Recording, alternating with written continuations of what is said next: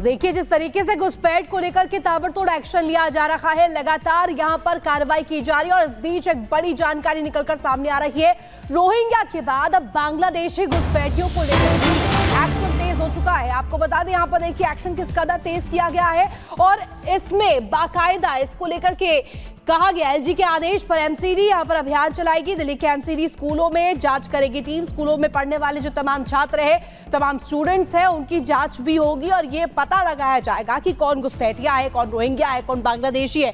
तो पहले जिस तरीके से नियम थे रोहिंग्याओं की तलाश को लेकर के पहले से ही अभियान छेड़ा गया था, लेकिन अब बांग्लादेशी घुसपैठियों को लेकर की भी यहाँ पर जानकारी मिल रही कि उनकी भी पहचान होगी। दो तस्वीर इस वक्त टीवी स्क्रीन पर। पहली तस्वीर देखिए, घुसपैठियों के खिलाफ कार्रवाई, पहचान पत्र, तमाम जो डॉक्यूमेंट्स है वो खंगाले जा रहे हैं। एक्शन में दिल्ली एमसीडी नजर आ रही है। और सीधे रुक करेंगे सहयोगी लोमस का। लोमस, दिल्ली में घुसपैठियों का मुद्दा बड़ा मुद्दा रहा है। हर बार इसे पॉलिटिकल पार्टीज की ओर से इस्तेमाल भी किया जाता है, आरोप प्रत्यारोप का दौर भी चलता है, लेकिन इस बार इस मुद्दे को लेकर एमसीडी की एंट्री हो गई है, कार्रवाई तेज कर दी गई है। और क्या जानकारी? बिल्कुल, आपने देखा होगा कि पहले जो पार्टियां थी वो इन मुद्दों को उठाती थी, लेकिन अब शिक्षा विभाग ने भी एमसीडी स्कूल में लगातार इस तरीके के प्रावधान करने वाली है कि अब एडमिशन के दौरान अगर कोई बांग्लादेशी, अगर कोई रोहिंग्या व्यक्ति अपने बच्चे का एडमिशन करवाने के लिए आता है तो उसकी जानकारी वो शिक्षा विभाग तक पहुंचाए, जिससे कि घुसपैठियों को रोका जा सके। और साथ ही आपको यह भी जानकारी, शिक्षा विभाग ने एक नोटिस स्वास्थ्य विभाग को भी दिया है, जिसमें कहा गया है कि जन्म प्रमाण पत्र बनाने के लिए कोई भी बांग्लादेशी, कोई भी रोहिंग्या आता है तो उसकी जानकारी जल्द से जल्द शिक्षा विभाग और अन्य विभागों को दे, जिससे कि रोहिंग्या और तथा बांग्लादेशियों को रोका जा सके, इन घुसपैठियों को रोका जा सके जो कि दिल्ली में बैठ जाते हैं आकर के और यहाँ का माहौल खराब करने की कोशिश उनके द्वारा किया जाता है। आपको जानकारी ये दे रहे कि 12 तारीख को ये प्रमुख सचिव गृह की अध्यक्षता में ये बैठक होती है और इस बैठक में ये फैसला लिया जाता है कि एमसीडी, दिल्ली के एमसीडी स्कूल जितने भी हैं वहां पर इस तरह का नोटिस सर्कुलेट किया जाए कि वहां एडमिशन करवाने के लिए अगर कोई भी ऐसा बांग्लादेशी परिवार आता है जो कि अपने बच्चों को वहां पे गलत तरीके से दाखिला दिलाता है, फर्जी प्रमाण पत्र बनवा करके दाखिला दिलाता है, तो उसकी पहचान की जाए और उसके प्रमाण पत्रों को गहन जांच के बाद ही आगे पहुंचाया जाए। तो कहीं ना कहीं इसको लेकर के बड़ा यहां पर शिक्षा विभाग ने स्टेप उठाया और तमाम जो दिल्ली के एमसीडी के स्कूल है वहां पर इस तरह के प्रावधान करने की कोशिश तो बड़ी कार्रवाई की यहां पर रणनीति है लोमस, लिहाजा एमसीडी ने पूरे मामले को लेकर के एक्शन करना शुरू कर दिया। शुक्रिया तमाम जानकारी के लिए। तो देखिए, अवैध घुसपैठ का मुद्दा हमेशा से ही बड़ा मुद्दा रहा है, लेकिन अब यह मुद्दा तूल पकड़ता जा रहा है। दिल्ली के चुनावी मौसम में अब एमसीडी भी पूरे मामले को लेकर एक्टिव हो गई है और अब यहां पे घुसपैठियों के खिलाफ कड़ी कार्रवाई को लेकर ब्लूप्रिंट भी तैयार कर लिया गया है। रिपोर्ट दिखाते हैं आपको।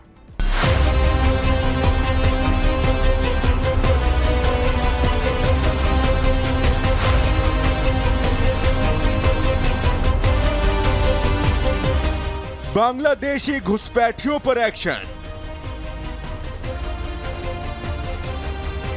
रोहिंग्या मुसलमान किसके मेहमान?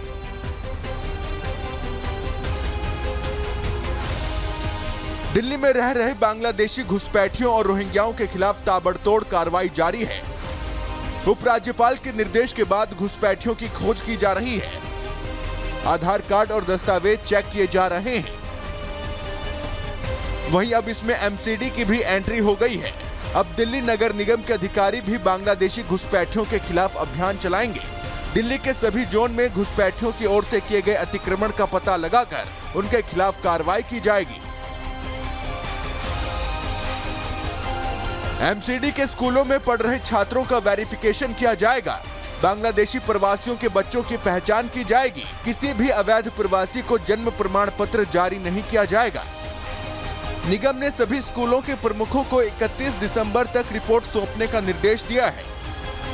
वहीं रोहिंग्या और बांग्लादेशी घुसपैठियों के मुद्दे को लेकर दिल्ली में आम आदमी पार्टी और बीजेपी के बीच संग्राम मचा हुआ है। बीजेपी आम आदमी पार्टी पर रोहिंग्याओं और बांग्लादेशी घुसपैठियों को शरण देने का आरोप लगा रही है और कह रही है कि वोट बैंक की खातिर दिल्ली में बांग्लादेशी घुसपैठियों को बसाया गया। वहीं आम आदमी पार्टी रोहिंग्याओं को बसाने के लिए केंद्र सरकार को जिम्मेदार ठहरा रही है, जिससे ये तो जाहिर है कि विधानसभा चुनाव में बांग्लादेशी घुसपैठियों का मुद्दा जोर शोर से उछाला जाएगा। Bureau report, Republic Bharat.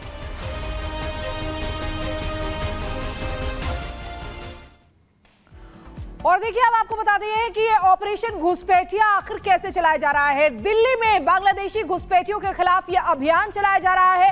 नगर निगम स्कूलों में पढ़ रहे छात्रों का सत्यापन किया जाएगा, ये आपको बता रहे हैं। देखिए किस तरीके से ये एक्शन लिया जा रहा है रोहिंग्याओं के खिलाफ, घुसपैठियों के खिलाफ, ये आपको बता रहे हैं। अवैध बांग्लादेशियों को नहीं जारी होगा प्रमाण पत्र, साथ ही साथ नए और पुराने जन्म और मृत्यु के प्रमाण पत्रों की जांच की जाएगी।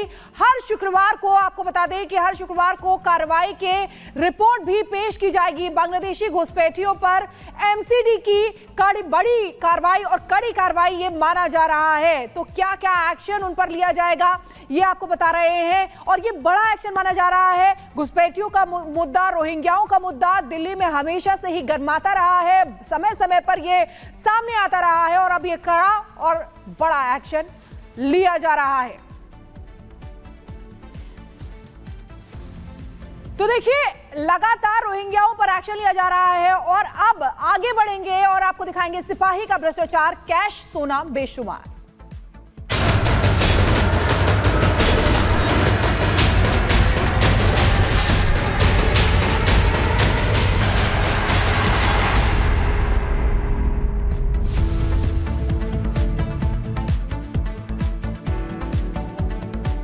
तो देखिए सिपाही किस तरीके से भ्रष्टाचार में संलिप्त पाया गया, इसको लेकर के बड़ी जानकारी मिल रही है। भोपाल में छापेमार कार्रवाई हुई और इस दौरान 234 किलो यहां पर सोना बरामद किया गया है। बड़ी जानकारी आपको दे रहे हैं, जहां देखिए किस तरीके से ये एक्शन लिया गया। छापेमार कार्रवाई भोपाल में 234 किलो चांदी यहां से मिली है, और बताया जा रहा है कि ट्रांसपोर्ट विभाग के पूर्व कांस्टेबल के घर से यहां पर ये 234 किलो चांदी जब्त की गई है। और आपको बता दें सरकारी बाबू के घर पे ये जिस तरीके से बरामदगी हुई है, इसके बाद बड़े सवाल खड़े हो रहे हैं। सौरभ शर्मा के घर लोकायुक्त ने छापा मारा, घर पर मिले कैश को गिनने के लिए मशीन्स मंगाई गई है। घर की जमीन में छिपा कर रखा था चांदी। छापेमारी में अब तक 17 लाख की ब्रांडेड घड़ियां मिल चुकी है, 15 लाख की लेडीज पर्स, 11 लाख की हीरे की अंगूठी भी मिली है। तो देखिए यहाँ पर किस तरीके से बरामदगी हुई है तमाम चीजों को लेकर के, जो अपने आप में बानगी देती है और बड़े सवाल भी खड़े करती है। दो तस्वीर इस वक्त टीवी स्क्रीन पर। पहली तस्वीर